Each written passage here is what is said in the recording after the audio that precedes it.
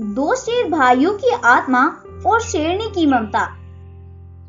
एक जंगल में शेरनी अपने दो बच्चों के साथ रहती थी। उसके दोनों ही बच्चे बहुत ही खूबसूरत थे। एक का नाम था शेर खान, जो कि बिल्कुल सफेद रंग का था, और दूसरे का नाम था शेरशाह। शेरशाह का रंग गोल्डन कलर का बहुत ही प्यारा था। शेरशाह बिल्कुल सोने की तरह चमकता था। शेरनी के बेटे अभी बहुत ही छोटे थे और शेरनी के पति का ना जाने किसने बड़े ही बेरहमी से कत्ल कर दिया था।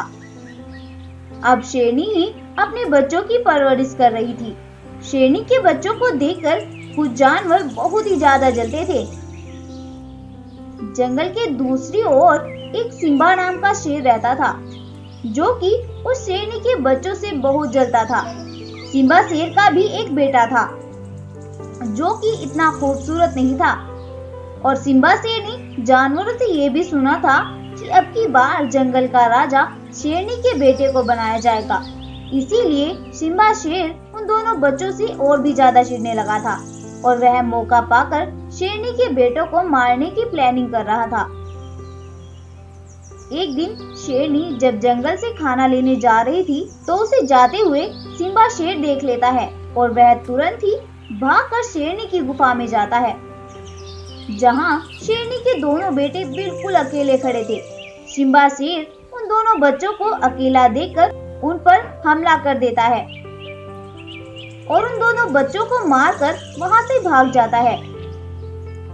शेरनी जब अपने बच्चों के लिए खाना लेकर वापस आती है तो वह अपने दोनों बच्चों को मरा हुआ देखकर जैसे पागल सी हो जाती है। अरे ये क्या हो गया? किस जालिम ने ये सब किया? हाय, मेरे बच्चों को मार डाला। अब मैं क्या करूंगी? मेरा तो बस यही एक वाहिद सहारा थे। अब मैं किसके सहारे जीऊंगी? जंगल के कुछ जानवर भी शेरनी को ऐसे रोते देख वहां पर आ जाते हैं और वो सब भी हैरान रह जाते हैं कि आखिर किसने उन दोनों बच्चों को मार दिया। तभी एक बकरी बोलती है, कुछ दिन पहले बाप को ऐसे ही मार दिया था, आज बेटों को भी मार दिया। अब ये बेचारी अकेली कैसे रहेगी? अपने दोनों बेटों के मरने के बाद शेरनी जैसे पागल सी हो जाती है और अपने आप से कुछ बोलने लगती है। मेरे बेटे आएंगे, वो जरूर आएंगे। वो मुझे अपने बाबा के जैसे अकेला नहीं छोड़ सकते। मेरे बेटे जरूर आएंगे। और सिम्बा शेर भी उसे आए दिन बहुत परेशान करता था और जंगल के जानवर भी उसे बहुत परेशान करने लगे थे और शेरनी को पागल पागल कह के पुकारने लगते हैं। लेकिन शेरनी बेचारी करती भी तो क्या, उसके पास तो अब कुछ भी नहीं बचा था। अब तो वो बिल्कुल ही अकेली थी। उसके लिए स्टैंड लेने वाला अब कोई भी इस दुनिया में नहीं था। अब शेरनी अपने आप को बहुत अकेला महसूस कर रही थी और साथ ही अपने बेटों के आने की दुआएं भी कर रही थी। एक दिन शेरनी की गुफा के बाहर एक धमाकेदार रोशनी होती है और उस रोशनी में से शेरनी के दोनों बेटों की आत्मा बाहर आती है। शेरनी अपने बेटों को अपनी ओर आता देखकर बहुत खुश होती है और बोलती है, मुझे पता था कि मेरे बेटे जरूर आएंगे। वो अपने कातिलों से बदला जरूर लेंगे। माँ, आप परेशान मत हो, अब हम आ गए हैं। अब हम उस सिम्बा शेर को मौत के घाट उतार कर ही दम लेंगे। उस सिम्बा शेर ने हमारे और हमारे बाबा के साथ बहुत बुरा किया है। अब उसे इन पापों को खत्म करना ही होगा। चलो माँ, आप भी हमारे साथ आज उसे मजा चखाते हैं और साथ ही उसके बेटे को भी, जो कि इस जंगल का राजा बनने के सपने देख रहा है। और वह तीनों माँ बेटे सिम्बा शेर की गुफा की ओर चल पड़ते हैं। कुछ देर चलने के बाद वो सिम्बा शेर की गुफा पर पहुंच जाते हैं। अबे ओ सिम्बा शेर, निकल अपने बिल से बाहर। आज हम तुझे बताते हैं कि कैसे किसी को मारा जाता है। निकल के आ बाहर। सिम्बा शेर अपने बेटे के साथ अपनी गुफा से बाहर आता है। उन दोनों भाइयों को देखकर सिम्बा शेर के पैरों के नीचे से जमीन खिसक जाती है। तुम यहाँ कैसे? तुम्हें तो मैंने मार दिया था। मार दिया था? लेकिन मैंने तुम्हें कहा था ना कि मेरे बेटे जरूर आएंगे और वो आकर तुमसे हर पाप का बदला लेंगे। बेटो, मारो इस जालिम को। अपनी माँ के कहने पर वो दोनों भाई सिम्बा शेर पर अपनी शक्तियों से हमला करते हैं और उन दोनों बाप बेटों को वहीं पर जलाकर राख कर देते हैं। फिर वो तीनों अपनी गुफा में वापस आते हैं। तब शेरनी अपने बेटों से बोलती है, बेटा, अब तो तुम मेरे पास ही रहोगे ना? मुझे फिर से छोड़कर तो नहीं जाओगे? तब शेरनी का एक बेटा बोलता है, नहीं माँ, हम अभी तुम्हारे पास नहीं रह सकते, लेकिन रोज आपसे मिलने जरूर आया करेंगे। आप रात में हमारा इंतजार किया करना। इतना बोलकर वो दोनों भाई वहां से गायब हो जाते हैं और हर रात वो दोनों भाई अपनी माँ से मिलने आते हैं और अपनी माँ की जरूरत का सभी सामान देकर फिर से वहां से गायब हो जाते हैं। स्टोरी अच्छी लगी हो तो वीडियो को लाइक करें, शेयर करें और साथ ही हमारे चैनल को सब्सक्राइब भी जरूर कर दें। शैतान शेर, गोल्डन राजा शेर और बाघ मानव। एक जंगल में एक शैतान शेर का राज चलता था। उसने अपने जंगल के सभी जानवरों को मार दिया था और अब वह अकेला ही उस पूरे जंगल में रहता था। एक बार रात के समय उस जंगल में एक रोशनी होती है और उस रोशनी में से एक जादुई गोल्डन दरवाजा प्रकट होता है और उस दरवाजे में से एक सोने के शेरों का राजा जादुई गोल्डन शेर निकल कर आता है। वह गोल्डन शेर सोचता है, अरे यहाँ तो एक भी जानवर नहीं है, मुझे पता करना होगा इस जंगल के जानवर कहाँ गए। फिर सुबह होने पर वह गोल्डन शेर पास के जंगल में आता है और वहाँ उसे एक बाघ मिलता है। अरे बाघ, मैं सोने के शेरों का राजा हूँ। मैं तुमसे जानना चाहता हूँ कि पास के जंगल में एक भी जानवर क्यों नहीं है। अरे महाराज, हमारे जंगल में एक शैतान शेर रहता है।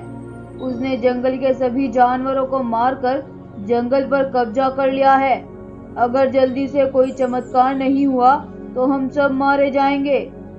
अच्छा, ये बात है। तुम चिंता मत करो बाघ, मैं उस शैतान शेर को जल्द ही सबक सिखा दूंगा। बस तुम एक बात याद रखना, अगर मैं 2 दिन बाद तुमसे मिलने नहीं आया तो तुम समझ लेना उस शेर ने मेरे साथ कुछ गलत किया है। और फिर तुम अपने मन ही मन सोचना कि मुझे सोने के जंगल में जाना है। जैसे ही तुम यह सोचोगे, तुम यहाँ से गायब हो जाओगे और सीधा सोने के जंगल में पहुँच जाओगे। फिर वह गोल्डन शेर उस शैतान शेर की तलाश में जंगल में चला जाता है। जब वह गोल्डन शेर उस शैतान को ढूंढता हुआ जंगल में जा रहा था, तभी उसे वह शैतान शेर मिलता है। गोल्डन शेर को देखकर वह शैतान शेर सोचता है, अरे ये गोल्डन शेर जरूर जादुई शक्तियों वाला होगा। अगर मैं इसे अपना गुलाम बना लूं तो मैं और भी ज्यादा ताकतवर बन जाऊंगा। हा हा हा।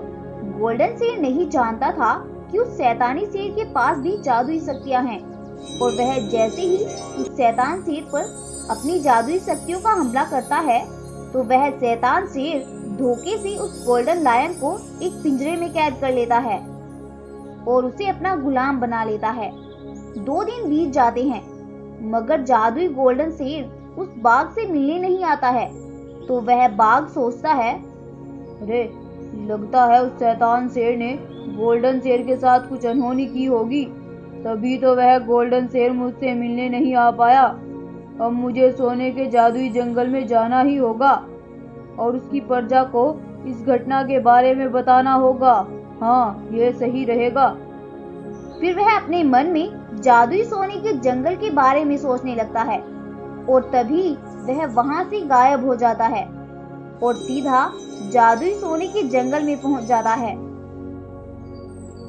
और वह वहां के शेरों को पूरी कहानी बता देता है और वह बाघ उन शेरों को अपने साथ लेकर जंगल में पहुंच जाता है और जादुई गोल्डन शेर को तलाश करने लगता है। तभी उन्हें एक गुफा दिखाई देती है जिसमें से सुनहरी रोशनी निकल रही थी। वे सब उस रोशनी की तरफ चल देते हैं और वहां जाकर वे देखते हैं कि उस शैतान शेर ने गोल्डन शेर को एक पिंजरे में कैद किया हुआ है। इतने सारे गोल्डन लायंस को देखकर वह शैतान शेर वहां से भाग जाता है और वे सब मिलकर उस गोल्डन शेर को पिंजरे से आजाद कर देते हैं और कुछ ही देर में वह गोल्डन राजा शेर अपनी शक्तियों से उन सब शेरों को अपने शरीर में मिला लेता है और एक बहुत ही बड़े ताकतवर शरीर में बदल जाता है। अब वह गोल्डन जादुई शेर उस शैतान शेर को तलाश करने जंगल की तरफ चल देता है और थोड़ी ही देर में वह उस शैतान शेर को ढूंढ निकालता है। फिर उन दोनों में जादुई शक्तियों से लड़ाई होने लगती है। जादुई गोल्डन शेर के पास कई शेरों की शक्तियां थी और वह उस शैतान शेर को कुछ ही सेकंड्स में मार देता है। तभी वहां एक रोशनी होती है जिसमें से एक बाघ मानव बाहर आता है और वह शेर से बोलता है, तुम उस शेर को मारकर अपने आप को बड़ा ताकतवर समझते हो, आओ मुझसे मुकाबला करो। फिर उन दोनों में लड़ाई शुरू हो जाती है, लेकिन उस जादुई गोल्डन शेर के बदन में कई शेरों की शक्ति थी। वह गोल्डन लायन उसे मार देता है। तभी वहां एक गोल्डन दरवाजा फिर से प्रकट होता है और वह गोल्डन शेर उस दरवाजे के साथ ही वहां से गायब हो जाता है। तो दोस्तों, क्या सीखा आपने इस कहानी से कि बुराई चाहे कितने ही रूप में क्यों ना हो, लेकिन अच्छाई का सिर्फ एक रूप ही उन सब के रूपों का सत्यानाश कर देता है।